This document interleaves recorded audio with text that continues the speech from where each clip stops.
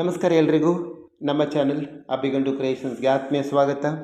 ಎಂದಿನಂತೆ ನಿಮ್ಮ ನಿರಂತರ ಬೆಂಬಲಕ್ಕೆ ಸಪೋರ್ಟಿಗೂ ತುಂಬ ಧನ್ಯವಾದಗಳನ್ನು ಹೇಳ್ತಾ, ಎಸ್, ನಮ್ಮ ಚಾನೆಲ್ ಆ್ಯಸ್ ಯೂಶ್ವಲ್ ಸಬ್ಸ್ಕ್ರೈಬ್ ಮಾಡಿಲ್ಲ ಅಂದರೆ ಸಬ್ಸ್ಕ್ರೈಬ್ ಮಾಡಿಕೊಳ್ಳಿ. ಪುನಃ ಪುನಃ ಅದನ್ನೇ ಹೇಳ್ತೀನಿ ನಾನು. ಮತ್ತು ಬೆಲ್ ಐಕಾನ್ ಕೂಡ ಪ್ರೆಸ್ ಮಾಡಿ. ಬೆಲ್ ಐಕಾನ್ ಪ್ರೆಸ್ ಮಾಡಿಲ್ಲ ಅಂದರೆ ನಿಮಗೆ ನೋಟಿಫಿಕೇಷನ್ ಬರಲ್ಲ ಅಂತ ಹೇಳ್ತಾ, ಒಂದು ಅದ್ಭುತವಾದಂಥ ಕಾನ್ಸೆಪ್ಟ್ ಮೊನ್ನೆ 2 ದಿನದ ಹಿಂದೆ ಒಂದು ಹಾರ್ಟ್ ಅಟ್ಯಾಕ್ ಸಂಬಂಧಪಟ್ಟ ಹಾಗೆ ಒಂದು ಆಡಿಯೋವನ್ನು ಮಾಡಿ ಹಾಕಿದ್ದೆ. ತುಂಬ ಜನ ವಾಚ್ ಮಾಡಿದ್ದೀರಿ ಅಂದ್ಕೊಂಡಿದ್ದೀನಿ. ಅದರ ಉಪಯೋಗ ಕೂಡ ನಿಮ್ಗೆ ಆಗಿದೆ ಅಂತ ಅಂದ್ಕೊಂಡಿದ್ದೀನಿ. ಇವತ್ತಿನ ಒಂದು ಕಾನ್ಸೆಪ್ಟಲ್ಲಿ ಬಂದುಬಿಟ್ಟು ಖಂಡಿತ ನಮ್ಮ ಆರೋಗ್ಯವೇ ಭಾಗ್ಯ ಅನ್ನುವಂಥ ಒಂದು ಕಾನ್ಸೆಪ್ಟ್. ಖಂಡಿತ ನಮ್ಮ ದೇಹದ ಎಲ್ಲ ಭಾಗಗಳು ಸರಿಯಾಗಿ ಕೆಲಸ ಮಾಡ್ತಿರಬೇಕಾದ್ರೆ ನಮಗೆ ಯಾವುದೇ ತೊಂದರೆಗಳು ಗೊತ್ತಾಗೋದಿಲ್ಲ, ಅದರ ಇಂಪಾರ್ಟೆನ್ಸ್ ಕೂಡ ಗೊತ್ತಾಗೋದಿಲ್ಲ. ಎಲ್ಲವೂ ಸರಿಯಾಗಿ ಕೆಲಸ ಮಾಡ್ತಾ ಇರುತ್ತೆ, ನಾವು ಕೂಡ ನಮ್ಮಷ್ಟಕ್ಕೆ ನಮ್ಮ ಕೆಲಸವನ್ನು ಮಾಡ್ತಾ ಇರ್ತೇವೆ. ಯಾವುದಾದ್ರೂ ಒಂದು ಪಾರ್ಟಿಗೆ ಏನಾದರೂ ಡ್ಯಾಮೇಜ್ ಆದರೂ ಕೂಡ ನಮ್ಗೆ ಆವಾಗ ಅನಿಸುತ್ತೆ ಆ ಪಾರ್ಟ್ ಎಷ್ಟು ಇಂಪಾರ್ಟೆಂಟ್ ಅಂತ. ಯಾಕಂದರೆ ಅಲ್ಲಿಯವರೆಗೂ ಕೂಡ ನಮ್ಗೆ ಅದರ ಅರಿವಾಗಿರೋದಿಲ್ಲ. ಸೊ ಹಾಗಾಗಿ ಒಂದು ಪಾರ್ಟಿಗೆ ಪ್ರಾಬ್ಲಮ್ ಆದರೂ ಕೂಡ ಖಂಡಿತ ದೇಹದ ತುಂಬ ಕೆಲಸಗಳು ಕೂಡ ಸ್ಟಾಪ್ ಆಗ್ತಾ ಹೋಗುತ್ತೆ. ಮತ್ತು ಇನ್ನೊಂದು, ನಮ್ಮ ದೇಹದಲ್ಲಿರುವಂಥ ವೆರಿ ಇಂಪಾರ್ಟೆಂಟ್ ಪಾರ್ಟ್ಗಳು, ಫಾರ್ ಎಕ್ಸಾಂಪಲ್ ಬ್ರೈನ್ ಇರ್ಬೋದು, ಲಿವರ್ ಇರ್ಬೋದು, ಅಥವಾ ಹಾರ್ಟ್ ಇರ್ಬೋದು, ಅಥವಾ ಬೇರೆ ಬೇರೆ ಪಾರ್ಟ್ಗಳು ಎಷ್ಟು ಕೆಲಸ ಮಾಡುತ್ತಂತ ನಮಗೆ ಗೊತ್ತೇ ಇಲ್ಲ. ತುಂಬ ಜನ ನಮಗೆ ಗೊತ್ತೇ ಇರೋದಿಲ್ಲ. ಆದರೆ ಕೆಲಸಗಳು ನಿಲ್ಲಿಸಿದಾಗಲೇ ನಮಗದ್ರ ಬಗ್ಗೆ ಅರಿವಾಗೋದು. ಹಾಗಾಗಿ ಅವೇರ್ನೆಸ್ಸಿಗೋಸ್ಕರ ಈ ಒಂದು ಆಡಿಯೋವನ್ನು ಮಾಡ್ತಾ ಇದ್ದೀನಿ. ನನ್ನ ರಿಕ್ವೆಸ್ಟ್ ಇದು, ನೀವು ಕೇಳಿ ಆದಮೇಲೆ ತುಂಬ ಜನಕ್ಕೆ ಅವಶ್ಯಕತೆ ಇರುವವರು ಅದನ್ನು ಉಪಯೋಗಿಸ್ಕೊಳ್ಬೋದು. ಸೊ ನಾವು ಪರ್ಫೆಕ್ಟ್ ಆಗಿದ್ದೀವಿ ಅಂತ ನೀವು ಅಂದುಕೊಳ್ಬೇಡಿ. ಖಂಡಿತ ಈ ಲಕ್ಷಣಗಳಿದೆಯಾ ನೋಡಿ, ಈ ಒಂದು 8 ಅಥವಾ ನಾನು ಮುಂದೆ ಹೇಳುವಂಥ ಒಂದು 7-8 ಲಕ್ಷಣಗಳು ಸರಿಯಾಗಿದೆಯೇ ನೋಡ್ಕೊಳ್ಳಿ ಕರೆಕ್ಟಾಗಿ. ನಮ್ಮ ಲಿವರ್ ಕೆಲಸ ಮಾಡ್ತಾ ಇದೆಯಾ ಇಲ್ವಾ ಅನ್ನೋದಕ್ಕೆ ಒಂದು ಬೆಸ್ಟ್ ಎಕ್ಸಾಂಪಲ್ ಅಂತ ಹೇಳ್ಬೋದು. ಹಾಗಾಗಿ ಕರೆಕ್ಟಾಗಿದ್ದರೆ ಓಕೆ, ಇಲ್ಲ ಅದು ಯಾವುದಾದ್ರೂ ಒಂದು ಕೊರತೆಗಳಿದೆ ಅಂದರೆ ದಯವಿಟ್ಟು ಚೆಕ್ ಮಾಡ್ಕೊಳ್ಳೋದು ಬೆಟರ್ ಅಂತ ಹೇಳೋಕ್ಕೆ ಇಷ್ಟಪಡ್ತೀನಿ. ನೇರವಾಗಿ ವಿಷಯಕ್ಕೆ ಬರೋಣ. ಲಿವರ್ ಅನ್ನುವಂಥದ್ದು ವೆರಿ ವೆರಿ ಇಂಪಾರ್ಟೆಂಟ್ ನಮಗೆ. ಎಲ್ಲಿ ಹೋದರೂ ಕೂಡ ಹೇಳ್ತಾರೆ ನೀರನ್ನು ಜಾಸ್ತಿ ಕುಡಿಬೇಕು ಅಲ್ವಾ. ದೇಹದ ಒಂದು ಎಲ್ಲ ಭಾಗಗಳಿಗೂ ನೀರಿನ ಅವಶ್ಯಕತೆ ಸಿಕ್ಕಾಪಟ್ಟೆ ಇರುತ್ತೆ, ನೀರನ್ನು ಜಾಸ್ತಿ ಕುಡಿಬೇಕು ಅಂತ. ಹಾಗಾದರೆ ಲಿವರ್ಗೆ ಸಂಬಂಧಪಟ್ಟ ಸಮಸ್ಯೆಗಳಿದ್ದರೆ ಏನು ಸಮಸ್ಯೆ ಆಗುತ್ತಂದರೆ, ಹೇಗೆ ಕಂಡುಹಿಡಿಯೋದು ಅನ್ನೋದು ಒಂದು ಕಾನ್ಸೆಪ್ಟ್, ಒಂದು ಲಕ್ಷಣಗಳು ಹೇಗೆ ಪ್ರಾಬ್ಲಮ್ ಆಗ್ತಾ ಇದೆ ಲಿವರಲ್ಲಿ ಅಂತ ಕಂಡುಹಿಡಿಯೋದು ಹೇಗೆ ಅಂದರೆ, ಒಂದು ವಿಪರೀತ ಆಯಾಸಗಳಾಗತ್ತೆ, ಸ್ಪಷ್ಟ ಕಾರಣಗಳಿಲ್ಲದೆ ದಣಿದ ಅಥವಾ ದೇಹದಲ್ಲಿ ಶಕ್ತಿ ಕುಂದಿದ ಭಾವನೆ ನಮ್ಮನ್ನು ಕಾಡ್ತಾ ಇರುತ್ತೆ. ಲಿವರಲ್ಲಿ ಲಿವರ್ ಏನಾಗುತ್ತೆ ಅಂದರೆ ಅಪಸಾಮಾನ್ಯ ಕ್ರಿಯೆಯನ್ನು ಸೂಚಿಸೋಕೆ ಸ್ಟಾರ್ಟ್ ಆಗುತ್ತೆ. ಏಕೆಂದರೆ ಇದು ಶಕ್ತಿ ಉತ್ಪಾದನೆಯಲ್ಲಿ ಪಾತ್ರ ಜಾಸ್ತಿ ನಿರ್ವಹಣೆ ಮಾಡೋದ್ರಿಂದಾಗಿ ನಮಗೆ ವಿಪರೀತ ಆಯಾಸ ಸುಸ್ತಾಗೋದು ಸ್ಟಾರ್ಟ್ ಆಗುತ್ತೆ. ಕೆಲಸಗಳನ್ನು ಮಾಡೋಕ್ಕಾಗೋದಿಲ್ಲ, ಓದೋದಲ್ಲಿ ಸುಸ್ತಾಗೋದು ಸ್ಟಾರ್ಟ್ ಆಗುತ್ತೆ. ಹಾಗಾಗಿ ಸುಸ್ತುಗಳು ಜಾಸ್ತಿ ಕಾಣೋಕ್ಕೆ ಸ್ಟಾರ್ಟ್ ಆಗುತ್ತೆ. ಇನ್ನೊಂದು ಅಂಶಗಳನ್ನು ಗಮನಿಸಬೇಕು, ಹಸಿವಾಗದೇ ಇರುವಂಥದ್ದು. ನಾವು ಹೇಳ್ತೀವಿ ನನಗೇನು ಸೇರೋದಿಲ್ಲ, ನನಗೆ ಊಟ ಸೇರೋದಿಲ್ಲ, ನನಗೆ ಹಸಿವಾಗ್ತಾ ಇಲ್ಲ, ತುಂಬ ಸುಸ್ತಾಗ್ತದೆ ಅಂತಲೇ ಹೇಳ್ತಾ ಇರ್ತೀವಿ. ಬಿಟ್ಟರೆ ಅದು ಯಾಕೆ ಅನ್ನೋದ್ರ ಬಗ್ಗೆ ನೀವು ಆಲೋಚನೆ ಮಾಡಿರೋದಿಲ್ಲ. ಹಸಿವಾಗದೇ ಇರುವುದು ಕೂಡ ಲಿವರ್ನ ಒಂದು ಸಮಸ್ಯೆ ಆಗಿರುತ್ತೆ. ಯಾವುದೇ ಪಥ್ಯ ಮಾಡದೆಯೂ ಕೂಡ, ಯಾವುದೇ ಪಥ್ಯಗಳನ್ನು ಮಾಡೋಕ್ಕೆ ಹೋಗೋದಿಲ್ಲ ನಾವು, ಆದರೂ ಕೂಡ ಹಸಿವು ಕಡಿಮೆ ಆಗುತ್ತೆ. ನಾವೇನು ಪಥ್ಯಗಳನ್ನು ಮಾಡೋದಿಲ್ಲ ಅಥವಾ ಜಾಸ್ತಿ ತಿಂತಲೂ ಇಲ್ಲ, ಆದರೂ ಕೂಡ ನಮ್ಗೆ ಹಸಿವೆ ಆಗೋದಿಲ್ಲ, ಹಸಿವೆ ಕಡಿಮೆ ಆಗ್ತಿರುತ್ತೆ. ಅಥವಾ ಸಪೂರ ಆಗೋದು, ಸಣ್ಣ ಆಗ್ತಾ ಹೋಗ್ತೀವಿ, ನಮ್ಮ ದೇಹದಲ್ಲಿ ಶಕ್ತಿ ಕಡಿಮೆಯಾಗಿ ಸಣ್ಣ ಆಗ್ತಾ ಹೋಗ್ತೀವಿ. ಇದು ಲಿವರ್ನ ಸಮಸ್ಯೆಯನ್ನು ಸೂಚಿಸೋಕೆ ಸ್ಟಾರ್ಟ್ ಮಾಡುತ್ತೆ. ಯಾಕೆಂದರೆ ಲಿವರ್ನ ಚಯಾಪಚಯ ಮತ್ತು ಜೀರ್ಣಕ್ರಿಯೆ ಏನಾಗುತ್ತೆ, ನಿಯಂತ್ರಿಸುತ್ತೆ. ಯಾವಾಗ ನಮ್ಮ ಬಾಡಿಯಲ್ಲಿ ಡೈಜೆಷನ್ ಸಿಸ್ಟಮ್ ವರ್ಕ್ ಆಗಲ್ಲ, ನಮ್ಮ ಜೀರ್ಣಶಕ್ತಿ ಕಡಿಮೆ ಆಗ್ತಾ ಹೋಗುತ್ತೆ, ಆವಾಗ ಏನಾಗುತ್ತೆ, ಹಸಿವು ಕಡಿಮೆ ಆಗ್ತಾ ಹೋಗುತ್ತೆ. ಇದು ಲಿವರ್ನ ಒಂದು ಪ್ರಾಬ್ಲಮ್ ಆಗ್ತಾ ಇರೋ ಸೂಚನೆ ಕೂಡ ಆಗಿರುತ್ತೆ. ಇನ್ನೊಂದು, ವಿನಾಕಾರಣ ವಾಂತಿ ಆಗುವಂಥದ್ದು. ಯಾವುದೇ ಸ್ಪಷ್ಟ ಕಾರಣ ಇಲ್ಲದೆ ನಾವು ನನಗೆ ಗೊತ್ತೇ ಇಲ್ಲ, ಹಿಂಗೆ ಆಗ್ತಾಯಿದೆ ಡಾಕ್ಟರ್ ಅಂತ ನಾವು ಹೇಳ್ತೀವಿ. ಯಾವುದೇ ಒಂದು ಸ್ಪಷ್ಟ ಕಾರಣ ಇಲ್ಲದೆ ವಾಕರಿಕೆ ಬರುವಂಥದ್ದು ಇರ್ಬೋದು ಅಥವಾ ವಾಂತಿ ಆಗೋದಿರ್ಬೋದು. ಇದು ಪದೇ ಪದೇ ಹೀಗೆ ಆಗ್ತಾಯಿದ್ರೆ ಲಿವರ್ನ ಸಮಸ್ಯೆಗಳನ್ನು ಸೂಚಿಸುತ್ತೆ. ಹಾಗಾಗಿ ಇದನ್ನು ನೆಗ್ಲೆಕ್ಟ್ ಮಾಡುವ ಹಾಗಿಲ್ಲ. 1-2 ದಿನ ಅಯ್ಯೋ ಹೇಳೋದು ಪಿತ್ತ ಜಾಸ್ತಿ ಆಗಿರಬೇಕು ನನಗೆ, ಅಥವಾ ನಿದ್ದೆ ಕೆಟ್ಟಿರೋದಕ್ಕಾಗಿರ್ಬೋದು, ಅಥವಾ ಬೇರೆ ಒಂದು ಕಾರಣಕ್ಕಾಗಿರ್ಬೋದು ಅನ್ನೋ ಒಂದು, ಅಥವಾ ಬೇರೆ ಏನಾದರೂ ಗ್ಯಾಸ್ಟ್ರಿಕ್ ಸಮಸ್ಯೆಯಿಂದ ಆಗಿರ್ಬೋದು ಅಂತ ನಾವು ಅಂದ್ಕೊಂಡಿರ್ತೀವಿ ಕೆಲವೊಂದು ಸರ್ತಿ. ಯಾವುದಕ್ಕೂ ನಾವೇ ಡಾಕ್ಟರ್ ಆಗೋದಕ್ಕಿಂತ ಒಮ್ಮೆ ಪರೀಕ್ಷೆ ಮಾಡ್ಕೊಳ್ಳೋದು ಬಹಳ ಉತ್ತಮ ಅಂದ್ಕೋತೀನಿ.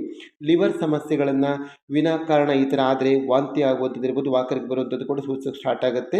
ಏಕೆಂದರೆ ಲಿವರ್ ದೇಹದಿಂದ ವಿಷವನ್ನು ಸಂಸ್ಕರಿಸೋದಕ್ಕೆ ಹೆಣಗಾಡೋಕ್ಕೆ ಸ್ಟಾರ್ಟ್ ಮಾಡುತ್ತೆ. ಹಾಗಾಗಿ ಅದನ್ನು ಪ್ಯೂರಿಫೈ ಮಾಡೋದಕ್ಕೆ ಸಾಧ್ಯ ಆಗೋದಿಲ್ಲ. ಹಾಗಾಗಿ ವಾಂತಿ ಆಗೋ ಕಾನ್ಸೆಪ್ಟ್ ಕೂಡ ಇರುತ್ತೆ. ಇನ್ನೊಂದು, ಮಲದಲ್ಲಿ ಬದಲಾವಣೆ, ನಾವೇನು ಮೋಷನ್ ಪ್ರಕ್ರಿಯೆ ಅಂತ ಹೇಳ್ತೀವಿ, ವೆರಿ ಇಂಪಾರ್ಟೆಂಟ್ ಥಿಂಗ್ ಅಂತಲೇ ಹೇಳ್ತೀವಿ. ಖಂಡಿತ ನಾವು ತಿಂದಿದ್ದು ಜೀರ್ಣವಾಗಿ ಹೋಗ್ತಾ ಇದ್ದರೆ ಮಾತ್ರ ನಮ್ಮ ದೇಹ ಆರೋಗ್ಯವಾಗಿರೋಕ್ಕೆ ಸಾಧ್ಯ ಇರುವಂಥದ್ದು. ಇಲ್ಲಾಂದರೆ ನಮ್ಮ ದೇಹ ಆರೋಗ್ಯವಾಗಿರ್ಲಿಕ್ಕೆ ಸಾಧ್ಯ ಇಲ್ಲ. ಮಲದಲ್ಲಿ ಬದಲಾವಣೆ ಆದರೂ ಕೂಡ ಅದರಲ್ಲೂ ಕೂಡ ಲಿವರಿಗೆ ಸಂಬಂಧಪಟ್ಟ ಲಕ್ಷಣಗಳು ಕಾಣ್ಕೊಳ್ಳೋಕೆ ಸ್ಟಾರ್ಟ್ ಆಗುತ್ತೆ. ಹಾಗಾಗಿ ಮಸುಕಾದ ಅಥವಾ ಜೇಡಿ ಮಣ್ಣಿನ ಬಣ್ಣದ ಅಥವಾ ಮೋಷನ್ ಇದ್ದರೆ ಲಿವರ್ ಉತ್ಪಾದಿಸುವ ಪಿತ್ತರಸವನ್ನು ಸರಿಯಾಗಿ ಸಂಸ್ಕರಿಸ್ತಿಲ್ಲ ಎಂದು ಸೂಚಿಸುತ್ತಂತೆ. ಎಷ್ಟು ಇಂಪಾರ್ಟೆಂಟ್, ನಮ್ಗೆ ಗೊತ್ತಿರೋದು ಎಷ್ಟೋ ಇಂಪಾರ್ಟೆಂಟ್ ನೋಡಿ. ಪುನಃ ರಿಪೀಟ್ ಮಾಡ್ತೀನಿ ನಾನು. ಮಸುಕಾದ ಅಥವಾ ಜೇಡಿ ಮಣ್ಣಿನ ಥರದ ಮೋಷನ್ಗಳು ಹೋಗ್ತಾ ಇದೆ ಅಂತಂದರೆ ಪಿತ್ತರಸವನ್ನು ಸರಿಯಾಗಿ ಸಂಸ್ಕರಿಸ್ತಾ ಇಲ್ಲ ನಮ್ಮ ಲಿವರ್ ಅನ್ನೋದಕ್ಕೆ ಒಂದು ಎಕ್ಸಾಂಪಲ್. ಹಾಗಾಗಿ ಕಡೆಗಣಿಸುವ ಹಾಗಿಲ್ಲ. ನಾವು ಓಕೆ ಏನೋ ಫುಡ್ ತಿಂದಿರ್ಬೋದು ನಾನು, ಅಥವಾ ಏನೋ ಬೇರೇನೋ ತಿಂದಿರ್ಬೋದು, ಹಾಗಾಗಿ ಹೀಗಾಗಿದೆಯೇನು, ಖಂಡಿತ ನೆಗ್ಲೆಕ್ಟ್ ಮಾಡುವಾಗಿಲ್ಲ. ನೀನು ಯಾವುದು ತಿಂದಿರ್ಬೋದು ಅಥವಾ ಹೊಟ್ಟೆ ಹಾಳಾಗಿರ್ಬೋದು, ಆ ಒಂದು ಕಾನ್ಸೆಪ್ಟ್ಗಿಂತಲೂ ಕೂಡ ಈ ಒಂದು ಏನು ಹೇಳಿ ಸೂಚನೆ ಕೂಡ ಇರಬಹುದು. ಲಿವರ್ದು ಸಮಸ್ಯೆಗಳು ಕೂಡ ಇರೋಕ್ಕೆ ಸಾಧ್ಯ ಇದೆ ಅಂತ ಹೇಳಕ್ಕೆ ಇಷ್ಟಪಡ್ತೀನಿ. ಇನ್ನೊಂದು ಊತ ಬರುವಂಥದ್ದು. ನಾವು ಸುಮಾರು ಸರ್ತಿ ಹೇಳ್ತೀವಿ ಕೈ ಕಾಲೆಲ್ಲ ಊದ್ತಾ ಇದೆ, ರಕ್ತ ಪರಿಷ್ಕರಣೆ ಆಗ್ತಾ ಇಲ್ಲ, ಕೆಲವೊಂದು ಸಲ ಚಲನವಲನಗಳು ಆಗ್ತಾ ಇಲ್ಲ ಕರೆಕ್ಟಾಗಿ ಅಂತ ಹೇಳಿಬಿಟ್ಟು, ಇದು ಒಂದು ಮೇನ್ ಕಾರಣ. ಲಿವರ್ ಸಾಕಷ್ಟು ಪ್ರೋಟೀನ್ಗಳನ್ನು ಉತ್ಪಾದಿಸದೇ ಇದ್ದಾಗ ಅಥವಾ ರಕ್ತದ ಹರಿವನ್ನು ಸರಿಯಾಗಿ ನಿಯಂತ್ರಿಸದೇ ಇದ್ದಾಗ ಹೊಟ್ಟೆಯಲ್ಲಿ ಅಥವಾ ಕಾಲುಗಳಲ್ಲಿ ನೀರು ತುಂಬಿಕೊಳ್ಳೋಕೆ ಸ್ಟಾರ್ಟ್ ಆಗುತ್ತೆ. ಕಾಲಲ್ಲಿ ನೀರು ತುಂಬಿಕೊಂಡಿದೆ ಅದು ಖಂಡಿತ ನಾವು ಕೇಳಿರ್ತೀವಿ. ಲಿವರ್ದು ಪ್ರಾಬ್ಲಮ್ ಇದ್ದರೆ ಕಾಲಲ್ಲಿ ನೀರು ತುಂಬಿಕೊಳ್ಳೋಕೆ ಸ್ಟಾರ್ಟ್ ಆಗುತ್ತೆ, ಬೇರೆ ಬೇರೆ ಪ್ರಾಬ್ಲಮ್ಗಳು ಸ್ಟಾರ್ಟ್ ಆಗುತ್ತೆ. ಲಿವರ್ ಸಾಕಷ್ಟು ಪ್ರೋಟೀನ್ಗಳನ್ನು ಉತ್ಪಾದಿಸದೇ ಇದ್ದಾಗ, ಕರೆಕ್ಟಾಗಿ ಕೇಳಿಸ್ಕೊಳ್ಳಿ, ಅಥವಾ ರಕ್ತದ ಹರಿವನ್ನು ಸರಿಯಾಗಿ ನಿಯಂತ್ರಿಸದೇ ಇದ್ದಾಗ, ಕಂಟ್ರೋಲ್ ಮಾಡದೇ ಇದ್ದಾಗ ಹೊಟ್ಟೆಯಲ್ಲಿ ಅಥವಾ ಕಾಲುಗಳಲ್ಲಿ ನೀರು ತುಂಬಿಕೊಂಡೇನಾಗುತ್ತೆ, ಉಬ್ಬಿಕೊಳ್ಳೋಕೆ ಸ್ಟಾರ್ಟ್ ಆಗುತ್ತೆ. ಕಾಲು ಉಬ್ಬಿಕೊಳ್ಳೋದು, ಹೊಟ್ಟೆ ಊದ್ಕೊಳ್ಳೋಕೆ ಸ್ಟಾರ್ಟ್ ಆಗುತ್ತೆ. ಮುಂದೆ ಅದು ಲಿವರ್ ಡ್ಯಾಮೇಜ್ ಆಗ್ತಾ ಹೋಗುತ್ತೆ. ಇದು ಒಂದು ವೆರಿ ಇಂಪಾರ್ಟೆಂಟ್ ಲಕ್ಷಣ ಅಂತಲೇ ಹೇಳ್ಬೋದು. ಇನ್ನೊಂದು ಎಲ್ರಿಗೂ ಗೊತ್ತು, ಜಾಂಡೀಸ್ ಅನ್ನುವಂಥ ಒಂದು ಇದು. ಅದಕ್ಕೆ ಹೆಚ್ಚಿನವ್ರು ಹೇಳ್ತಾರೆ ಮೆಡಿಸಿನ್ಗಳು ಸಿಗೋದಿಲ್ಲ, ಆಯುರ್ವೇದಿಕ್ ಮೆಡಿಸಿನ್ಗಳನ್ನೇ ಮಾಡಬೇಕು ಅಂತ ಹೇಳ್ತಾರೆ ಅಲ್ವಾ. ಅದು ಜಾಂಡೀಸ್ ಅನ್ನುವಂಥದ್ದು ಜಾಸ್ತಿ ಆದರೂ ಕೂಡ ಲಿವರ್ಗೆ ಎಫೆಕ್ಟ್ ಆಗುತ್ತೆ ಅಂತ ಹೇಳ್ತಾರೆ. ಹೇಗಾಗತ್ತೆ ಅಂತಂದರೆ, ಲಿವರ್ನ ಅಪಸಾಮಾನ್ಯ ಕ್ರಿಯೆ ಅನ್ನೋದೇನಾಗುತ್ತೆ, ರಕ್ತ ಪ್ರವಾಹದಲ್ಲಿ ಹಳದಿ ವರ್ಣದ್ರವ್ಯವಾದ ಬಿಲಿರುಬಿನ್ ಅಂತ ನಾವು ಹೇಳ್ತೀವಿ. ಒಂದು ಕಾನ್ಸೆಪ್ಟ್, ಅದು ಬಿಲಿರುಬಿನ್ ಅಂತ ಸಂಗ್ರಹವಾದಾಗ ಏನಾಗುತ್ತೆ, ಇದು ಜಾಂಡೀಸ್ ಸಂಭವಿಸ ಸ್ಟಾರ್ಟ್ ಆಗುತ್ತೆ. ಹಾಗಾಗಿ ಇದನ್ನು ಕೂಡ ನಾವು ನೆಗ್ಲೆಕ್ಟ್ ಮಾಡುವ ಹಾಗಿಲ್ಲ. ಹಾಗಾಗಿ ಜಾಂಡೀಸ್ ಆಯಿತು ಅಂತ ಹೇಳ್ಬಿಟ್ಟು ತುಂಬ ಜನಕ್ಕೆ ಪ್ರಾಣಾಪಾಯ ಕೂಡ ಇರುತ್ತೆ ಈ ಒಂದು ಕಾನ್ಸೆಪ್ಟ್ ಬಂದಾಗ. ಹಾಗಾಗಿ ಇದು ಕೂಡ ವೆರಿ ಇಂಪಾರ್ಟೆಂಟ್ ಪಾತ್ರವನ್ನು ರೋಲ್ ಪ್ಲೇ ಮಾಡುತ್ತೆ. ಇನ್ನೊಂದು ಸುಲಭವಾಗಿ ರಕ್ತ ಹೆಪ್ಪುಗಟ್ಟುವಂಥದ್ದು.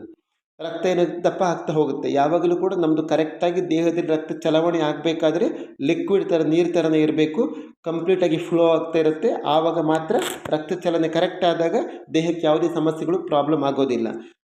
ಲಿವರ್ ಹೆಪ್ಪುಗಟ್ಟುವಿಕೆ ಅಂಶಗಳನ್ನು ಕೂಡ ಉತ್ಪಾದಿಸುತ್ತಂತೆ. ಹಾನಿಗೊಳಗಾದರೆ ಅದು ಸಾಕಷ್ಟು ಉತ್ಪಾದಿಸ್ತೂ ಇರಬಹುದು.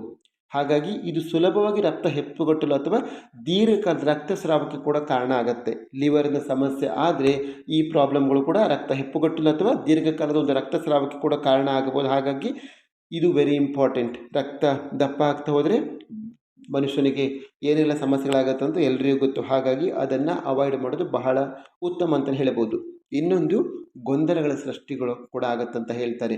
ಲಿವರ್ ಹಾನಿಯು ಮೆದುಳಿನಲ್ಲಿ ವಿಷಕಾರಿ ವಸ್ತುಗಳ ಸಂಗ್ರಹಕ್ಕೆ ಕೂಡ ಕಾರಣ ಆಗುತ್ತೆ ಅಂತ. ನೋಡಿ, ನಾವು ಹೇಳ್ತೀವಿ ಎಲ್ಲಿಂದ ನಮ್ಮ ಎಂಟೈರ್ ಬಾಡಿ ಇರುವಂಥ ಪ್ರತಿಯೊಂದು ಪಾರ್ಟ್ಗಳು ಕೂಡ ಒಂದಕ್ಕೊಂದು ಇಂಟರ್ಲಿಂಕ್ ಆಗಿ ಕನೆಕ್ಟ್ ಆಗಿರೋದ್ರಿಂದ ಒಂದು ಕೆಲಸವನ್ನು ಸ್ಟಾಪ್ ಮಾಡ್ತಂದರೆ ಇನ್ನೊಂದು ಕೂಡ ಕೆಲಸವನ್ನು ಸ್ಟಾಪ್ ಮಾಡೋಕ್ಕೆ ಸ್ಟಾರ್ಟ್ ಆಗುತ್ತೆ, ಇಲ್ಲ ಏನೋ ಬೇರೆ ಕಡೆ ಡ್ಯಾಮೇಜ್ ಮಾಡೋಕ್ಕೆ ಸ್ಟಾರ್ಟ್ ಆಗುತ್ತೆ. ತುಂಬ ಚೆನ್ನಾಗಿ ಅವರು ಹೇಳ್ತಾರೆ, ಲಿವರ್ ಹಾನಿಯು ಮೆದುಳಿನಲ್ಲಿ ವಿಷಕಾರಿ ವಸ್ತುಗಳ ಸಂಗ್ರಹಕ್ಕೆ ಕೂಡ ಕಾರಣ ಆಗುತ್ತೆ. ಇದರಿಂದಾಗಿ ಏನಾಗುತ್ತೆ, ನಮ್ಮಲ್ಲಿ ಗೊಂದಲ ಉಂಟಾಗೋದು, ಏನಾಗ್ತಿದೆ ಗೊತ್ತಾಗೋದಿಲ್ಲ, ಗೊಂದಲ ಉಂಟಾಗೋ ಸ್ಟಾರ್ಟ್ ಆಗುತ್ತೆ. ಮರೆವು, ನೆನಪಿರೋದಿಲ್ಲ ನಮಗೆ, ನಾವೆಲ್ಲ ಮರ್ತು ಹೋಗೋಕ್ಕೆ ಸ್ಟಾರ್ಟ್ ಆಗುತ್ತೆ ಹೆಚ್ಚಿನ ಸರ್ತಿ. ಅಥವಾ ಗಮನ ಹರಿಸಿ ಯಾವುದೋ ಒಂದು ಕೆಲಸದ ಮೇಲೆ ಅಥವಾ ಯಾವುದೋ ಒಂದು ಇದ್ರ ಮೇಲೆ ಗಮನ ಹರಿಸೋಕ್ಕಾಗೋದಿಲ್ಲ, ಫೋಕಸ್ ಮಾಡೋಕ್ಕಾಗೋದಿಲ್ಲ, ತುಂಬ ಡಿಸ್ಟರ್ಬ್ ಆಗ್ತೀವಿ. ಹಾಗಾಗಿ ಗೊಂದಲಗಳನ್ನು ಕೂಡ ಸೃಷ್ಟಿ ಮಾಡುತ್ತಂತೆ ಈ ಒಂದು ಲಿವರ್ ಪ್ರಾಬ್ಲಮ್ಗಳಾದರೆ. ಎಷ್ಟೊಂದು ಲಕ್ಷಣಗಳಿದೆ, ಒಂದಲ್ಲ ಎರಡಲ್ಲ ಸುಮಾರು ಲಕ್ಷಣಗಳಿದೆ. ಹಾಗಾಗಿ ನನ್ನ ಒಂದು ರಿಕ್ವೆಸ್ಟ್ ಏನಂದರೆ, ಈ ಥರ ಏನಾದರೂ ನಿಮ್ಮಲ್ಲಿ ಸಿಂಪ್ಟಮ್ಸ್ಗಳಿದ್ದರೆ ಅಥವಾ ಯಾರಿಗಾದರೂ ಈ ಥರ ನಿಮಗೆ ಹೇಳಿದರೆ ಖಂಡಿತ ಅದು ಲಿವರ್ಗೆ ಸಂಬಂಧಪಟ್ಟದ್ದು. ಅಥವಾ ಇವತ್ತೇ ಅದು ಎಫೆಕ್ಟ್ ಆಗಿಲ್ಲ ಅಂದರೆ ಕೂಡ ದೀರ್ಘಕಾಲದಲ್ಲಿ ಅದರ ಪರಿಣಾಮ ಕೂಡ ಬೀರಲಿಕ್ಕೆ ಸಾಧ್ಯ ಆಗುವಂಥದ್ದು. ಆ ಒಂದು ಕಾನ್ಸೆಪ್ಟಿಗೋಸ್ಕರ ವೈದ್ಯರನ್ನು ಸಂಪರ್ಕಿಸೋದು ಬಹಳ ಉತ್ತಮ. ಆಯಾಸ ಇರ್ಬೋದು, ಅಥವಾ ವಾಕರಿಕೆ ಇರ್ಬೋದು, ಅಥವಾ ಹೊಟ್ಟೆ ನೋವಿನಂತಹ ಲಕ್ಷಣಗಳಿರ್ಬೋದು, ಅಥವಾ ಜೀವನ ಶೈಲಿಯಲ್ಲಿ ಬದಲಾವಣೆ ಮಾಡುವುದು, ನಮ್ಮ ಜೀವನ ನಾವು ಮಾಡೋದು ಬದಲಾವಣೆಗಳು ಆಹಾರ ಪದ್ಧತಿಗಳಿಂದಲೂ ಕೂಡ ಇರ್ಬೋದು. ಸುಧಾರಿಸದೆ ಹೋದರೆ ವೈದ್ಯರನ್ನು ಸಂಪರ್ಕಿಸೋದು ಬಹಳ ಉತ್ತಮ ಅಂತ ಹೇಳಕ್ಕೆ ಇಷ್ಟಪಡ್ತೀನಿ. ಖಂಡಿತ ಯಾವುದೇ ಲಕ್ಷಣಗಳು ಕೂಡ ನಮ್ಮ ಬಾಡಿಯಲ್ಲಿ ಲಿವರ್ಗೆ ಸಂಬಂಧಪಟ್ಟಿದ್ದು ಮಾತ್ರ ಅಲ್ಲ, ದೇಹದ ಯಾವುದೇ ಪಾರ್ಟಿಗೆ ಏನೇ ತೊಂದರೆಗಳಾದರೂ ಕೂಡ ನಮ್ಮ ದೇಹದಲ್ಲಿ ಏರುಪೇರಾಗಲಿಕ್ಕೆ ಸ್ಟಾರ್ಟ್ ಆಗುತ್ತೆ. ಸೊ ಹಾಗಾಗಿ ಒಂದು ಮೆಷಿನ್ ಪ್ರಾಬ್ಲಮ್ ಆದರೆ ಹೇಗೆ ಒಂದು ಪಾರ್ಟ್ ಪ್ರಾಬ್ಲಮ್ ಇದ್ದರೂ ಕೂಡ ಹೇಗೆ ಒಂದು ಎಂಟೈರ್ ಮೆಷಿನ್ ವರ್ಕ್ ಆಗಲಿಕ್ಕೆ ಸಾಧ್ಯ ಇಲ್ವೋ ಹಾಗೆ ಇಲ್ಲೂ ಕೂಡ ಹಾಗೆ ಅಂತ ಹೇಳಕ್ಕೆ ಇಷ್ಟಪಡ್ತೀನಿ. ಯಾರು ಕೂಡ ನೆಗ್ಲೆಕ್ಟ್ ಮಾಡದೆ ಇದನ್ನು ಕೇಳಿ ಆದಮೇಲೆ ನೀವು ಮತ್ತು ನಿಮ್ಮ ಕುಟುಂಬದವರು ಮತ್ತು ನಿಮ್ಮ ಅಕ್ಕಪಕ್ಕ ಅಥವಾ ನಿಮ್ಮವರ ಬಗ್ಗೆ ನಿಮಗೆ ಕಾಳಜಿ ಖಂಡಿತ ಇದೆ ನಿಮಗೆ, ಅವರಿಗೆ ಒಂದು ಇದನ್ನು ಫಾರ್ವರ್ಡ್ ಮಾಡಿ ಮತ್ತು ಎಲ್ಲ ಕಡೆ ಶೇರ್ ಮಾಡಿ ಅಂತ ಹೇಳ್ತಾ ನಿಮ್ಮ ನಿರಂತರ ಬೆಂಬಲಕ್ಕೆ ಧನ್ಯವಾದ ಸೂಚಿಸ್ತಾ ಥ್ಯಾಂಕ್ ಯು ಸೋ ಮಚ್. ದೇಹ ಮನಸ್ಸು ಆರೋಗ್ಯ ಸ್ಥಿರವಾಗಿ ಇಟ್ಕೊಳ್ಳಿ ಅಂತ ಹೇಳ್ತಾ ಥ್ಯಾಂಕ್ ಯು.